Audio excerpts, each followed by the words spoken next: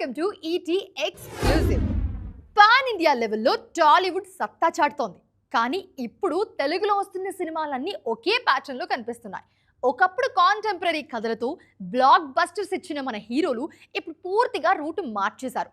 Present time lines కి దూరంగా అయితే పీరియాడిక్ లేదంటే ఫ్యూచరిస్టిక్ సినిమాలతోనే ఆడియన్స్ ముందుకు వస్తున్నారు. అసలు మన హీరోలు మళ్ళీ మన టైమ్ లైన్స్ లో కనిపించేది ఎప్పుడు? ప్రస్తుతం టాలీవుడ్ లో ఎక్కడ చూసినా పీరియాడిక్ లేదా ఫ్యూచరిస్టిక్ కథలతో వస్తున్న సినిమాలే కనిపిస్తున్నాయి. స్టార్ హీరోలంతా మన టైమ్ లైన్స్ ను వదిలేసి 100 ఏళ్ల వెనక్కి లేదా 100 ఏళ్ల ముందుకు వెళ్లిపోవడంతో కాంటెంపరీ కథలు కరువయ్యాయి. కథలో కొత్తదనం పేరుతో రియాలిటీకి దూరంగా ఉండే ఫ్యాంటసీ, సైన్స్ ఫిక్షన్ మూవీస్ చేస్తున్నారు స్టార్స్. దీంతో కాంటెంపరీ కథల్లో మన హీరోలు కనిపించే రోజులు ఎప్పుడొస్తాయా అని ఎదురు చూస్తున్నారు ఫ్యాన్స్. బాక్సాఫీస్ దగ్గర భారీ వసూళ్లు రాబట్టిన కల్కి సినిమా పూర్తిగా ఫ్యూచరిస్టిక్ టైమ్ లైన్ లో జరిగిన కథగా ఆడియన్స్ ముందుకొచ్చింది. ఇదే సినిమాలో మహాభారత కాలం నాటి అంశాలతో మైథలాజికల్ టచ్ కూడా ఇచ్చారు మేకర్స్. ప్రెజెంట్ సెట్స్ మీద ఉన్న రాకా లాంటి సినిమాలు కూడా అదర్ వరల్డ్స్ పీరియాడిక్ సెటప్స్ లోనే వస్తున్నాయి. Pan India appeal, big canvas పేరుతో స్టార్స్ అంతా ఇలాంటి కథల వైపే మొగ్గు చూపడంతో రెగ్యులర్ రియలిస్టిక్ డ్రామాలు తగ్గిపోతున్నాయి. అప్కమింగ్ లిస్ట్ లో పాన్ ఇండియా స్టార్ ప్రభాస్ నటిస్తున్న ఫౌజీ, ఎన్టీఆర్ డ్రాగన్ లాంటి సినిమాలు కూడా పీరియాడిక్ బ్యాక్డ్రాప్ లోనే రూపొందుతున్నాయి. పాతకాలం నాటి సెట్టింగ్స్, అప్పటి గెటప్స్ లోని మన హీరోలు సందడి చేయబోతున్నారు. భారీ యాక్షన్ సీక్వెన్స్లు, లార్జర్ దాన్ లైఫ్ ఎలివేషన్స్ కోరుకునే దర్శకులు సినిమాటిక్ లిబర్టీ కోసమే ఇలాంటి టైమ్ లైన్స్ ఎంచుకుంటున్నారా అన్న డౌట్స్ రేజ్ అవుతున్నాయి. మన టాలీవుడ్ పరిస్థితి ఇలా ఉంటే పక్క ఇండస్ట్రీలైన బాలీవుడ్, కాలీవుడ్, మాలీవుడ్ లో మాత్రం స్టార్స్ కొత్త ప్రయోగాలు చేస్తూనే కాంటెంపరీ కథల్లో అద్దరగొడుతున్నారు.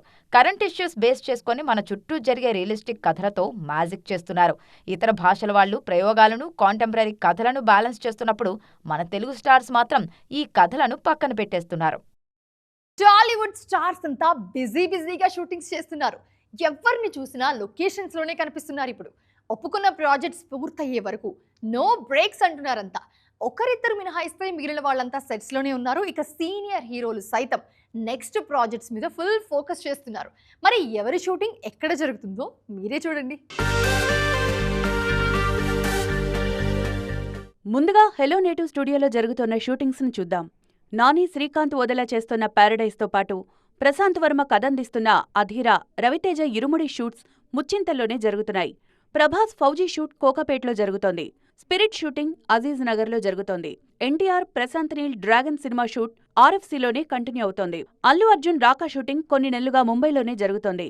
వారణాసి షూట్ కూడా గత నెల రోజులుగా శంషాబాద్ తాహిర్ స్టూడియోలో జరుగుతుండగా వెంకటేష్, అనిల్ రావిపూడి, కళ్యాణ్ రామ్ షూట్ మోకిలాలో జరుగుతోంది. బాలకృష్ణ, గోపీచంద్ మలినేని సినిమా షూటింగ్ కాకినాడలో జరుగుతోంది. శ్రీ విష్ణురామ్ అబ్బరాజు షూట్తో పాటు సాయి ధరమ్ తేజ్ నటిస్తోన్న సంబరాల ఏటిగట్టు సినిమా షూటింగ్ కూడా శంకర్పల్లిలోనే జరుగుతోంది. గోపీచంద్, వెంకట్ కాంబినేషన్లో వస్తోన్న సింగా షూట్ అల్యూమినియం ఫ్యాక్టరీలో జరుగుతోంది. ఇక విజయ్ దేవరకొండ, రష్మిక మందన్న రణబాలి షూటింగ్ బేతంచెర్ల నుంచి గండిపేటకు షిఫ్ట్ అయింది. వరుసగా ట్రైలర్ ప్రీమియర్స్ వేస్తున్న రామాయణ టీం సినిమా మీద హైప్ పెంచుతోంది. అయితే రెగ్యులర్ ఆడియన్స్ కోసం ట్రైలర్ అఫీషియల్ రిలీజ్ కాకముందే సినిమాలో లుక్స్ విషయంలో డిస్కషన్ స్టార్ట్ అయిపోయింది. ముఖ్యంగా రావణుడి పాత్ర మీద చర్చ జరుగుతుంది ఇప్పుడంతా. ఒకవైపు టాక్సిక్ లాంటి బోల్డ్ మూవీ చేస్తున్న యష్ ప్యారలల్ గా మైథలాజికల్ కథలో ఎలా మెప్పిస్తారు అనేది ఆసక్తికరంగా మారింది. నవంబర్ 8న రాబోతున్న 4000 కోట్ల భారీ బడ్జెట్ విజువల్ వండర్ రామాయణం మీద అంచనాలు పీక్స్లో ఉన్నాయి. అయితే తాజాగా ఆన్లైన్లో వైరల్ అవుతున్న యష్ ఫస్ట్ లుక్ కొత్త చర్చకు దారితీసింది. గతంలో వచ్చిన క్లాసిక్స్ అన్నిటిలోనూ రావణుడికి మీసాలే కానీ గుబురుగడ్డం ఎక్కడా కనిపించదు. కానీ యష్ మాత్రం ఈ సినిమాలో ఏకంగా భారీ గడ్డంతో కనిపిస్తున్నారు. నిజానికి ఆదిపురుష్ మూవీలో సైఫ్ అలీ ఖాన్ గడ్డంతో కనిపించడం మీద ఓ రేంజ్లో ట్రోలింగ్ జరిగింది. మరి ఇప్పుడు ఆ నెగిటివిటీని యష్ ఎలా దాటుతారన్నది ఆసక్తికరంగా మారింది. దర్శకుడు నితేష్ తివారీ మొదట రావణుడికి గడ్డం లేకుండానే లుక్ ప్లాన్ చేశారట. కానీ యష్ టాక్సిక్ సినిమా షూటింగ్ కూడా ప్యారలల్ గా చేస్తుండడంతో గడ్డం తీసే పరిస్థితి లేకపోయింది. అందుకే గుబురు గడ్డంతోనే రావణుడిగా యష్ కంటిన్యూ అయ్యారు. జూలై 24న గ్లోబల్ రేంజ్ లో రాబోతున్న ట్రైలర్ లో యష్ విజువల్స్ మీద మంచి బజ్ క్రియేట్ అవుతుంది. అయితే ఓవైపు టాక్సిక్ లాంటి బోల్డ్ మూవీలో నటిస్తూనే మరోవైపు రామాయణ లాంటి మైథలాజికల్ మూవీలో నటించారు యష్. ఈ రెండు సినిమాల ప్రమోషన్స్ కూడా ప్యారలల్ గా జరుగుతుండడంతో టాక్సిక్ ఎఫెక్ట్ రామాయణ మీద పడే ఛాన్స్ ఉందన్న టాక్ వినిపిస్తోంది. కేజీఎఫ్ తో గ్లోబల్ ఇమేజ్ తెచ్చుకున్న యష్ నెగిటివ్ క్యారెక్టర్ చేయడమే పెద్ద రిస్క్. అలాంటిది రామాయణ పాటలో యష్ రావణుడిగా రాముడి చేతిలో చనిపోయే సీన్లో నటించాల్సి ఉంటుంది. టెక్నికల్ గా విజువల్ గా ఆ సీన్ ఎంత గొప్పగా తీసినా యష్ అభిమానులు ఆ సీన్ ఎలా రిసీవ్ చేసుకుంటారన్న టెన్షన్ మేకర్స్ లో ఇప్పటి నుంచే కనిపిస్తోంది. ఇలాంటి ఎన్నో డౌట్స్ కు ఆన్సర్స్ రావాలంటే అఫీషియల్ రిలీజ్ వరకు వెయిట్ చేయాల్సిందే. Darling Prabhas sensational director Sandeep Reddy Vanga కాంబినేషన్లో వస్తున్న స్పిరిట్ సినిమా మీద భారీ అంచనాలు ఉన్నాయి అందరికీ. ఈ ప్రాజెక్ట్ అనౌన్స్ చేసిన రోజు నుంచి ఎప్పుడెప్పుడా అప్డేట్ వస్తుంది అని అంతా వెయిట్ చేస్తున్నారు. అయితే ఈ సినిమా డిలే అవుతుందంటూ వస్తున్న రూమర్స్కి ఒకే ఒక్క స్టేట్మెంట్తో చెక్ పెట్టారు సందీప్ రెడ్డి వంగ. ఇంతకీ ఆయన ఏం చెప్పారో తెలుసా? Darling Prabhas spirit shooting status ఏంటి, అసలు అనుకున్న టైంకి సినిమా రిలీజ్ అవుతుందా లేదా అని ఫ్యాన్స్ కన్ఫ్యూజన్ లో ఉన్న టైంలో సందీప్ రెడ్డి వంగ అద్దరిపోయే అప్డేట్ ఇచ్చారు. రీసెంట్ ఈవెంట్లో స్పిరిట్ సినిమా తాము ప్లాన్ చేసుకున్న స్కెడ్యూల్ ప్రకారమే పూర్తవుతుంది అని అన్నారు. అంతేకాదు, ఇప్పటికే ఈ సినిమా షూటింగ్ 40% పూర్తయిందని చెప్పి ప్రభాస్ ఫ్యాన్స్ కి ఫుల్ కిక్ ఇచ్చారు. మిగతా 60% బ్యాలెన్స్ కూడా ఎక్కడా బ్రేక్ లేకుండా కంప్లీట్ చేసేందుకు పక్కా ప్లానింగ్ తో ఉంది మూవీ టీం. షూటింగ్ డిలే అవుతుందని, సినిమా పోస్ట్ పోన్ అవుతుందన్న రూమర్స్ కి ఈ అప్డేట్ తో చెక్ పెట్టారు. ఎలాంటి ఆలస్యం లేకుండా గతంలో ప్రకటించినట్లుగానే 2027 మార్చి 5న ప్రపంచవ్యాప్తంగా స్పిరిట్ ని రిలీజ్ చేయబోతున్నట్లు క్లారిటీ ఇచ్చారు. స్పిరిట్ మీ అందరికీ ఖచ్చితంగా నచ్చుతుంది అని సందీప్ చెప్పిన మాటలతో ఫ్యాన్స్ పండగ చేసుకుంటున్నారు.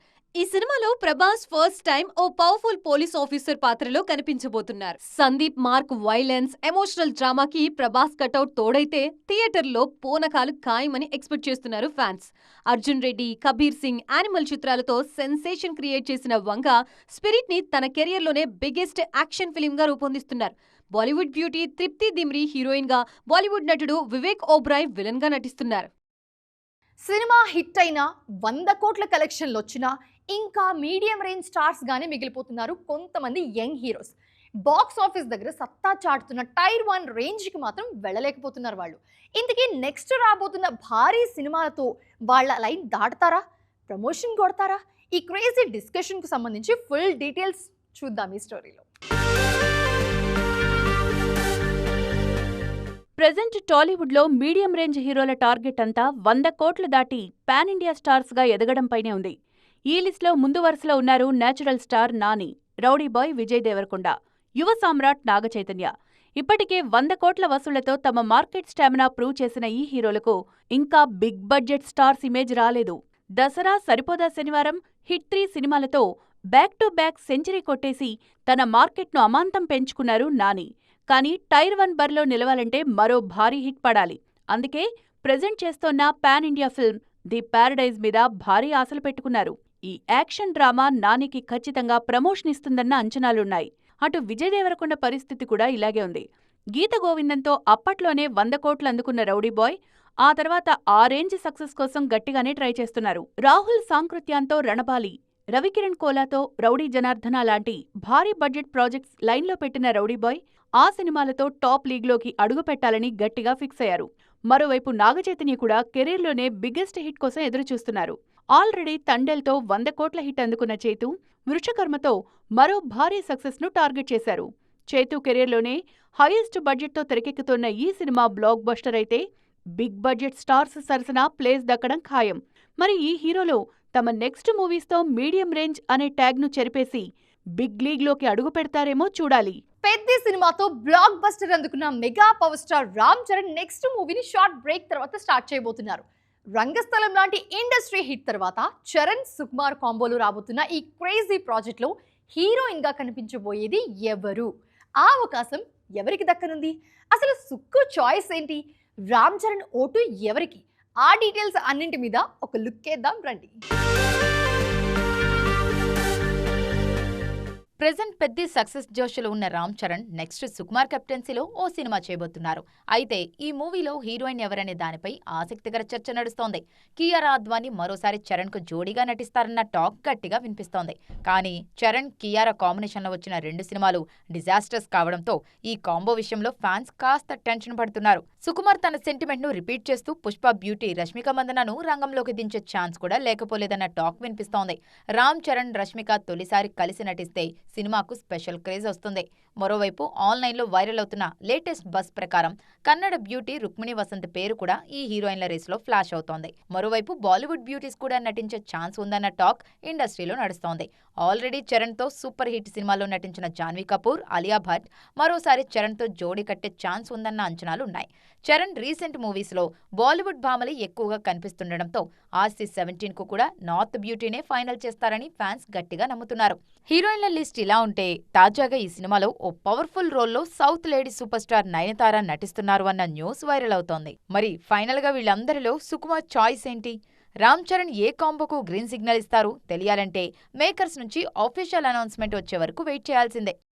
ఇది ఈ రోజు ఈటీ ఎక్స్క్లూజివ్. మరిన్ని ఇంట్రెస్టింగ్ స్టోరీస్ తో మరో ఎపిసోడ్ లో మళ్ళీ కలుద్దాం. అంతవరకు చూస్తూనే ఉండండి టీవీ9.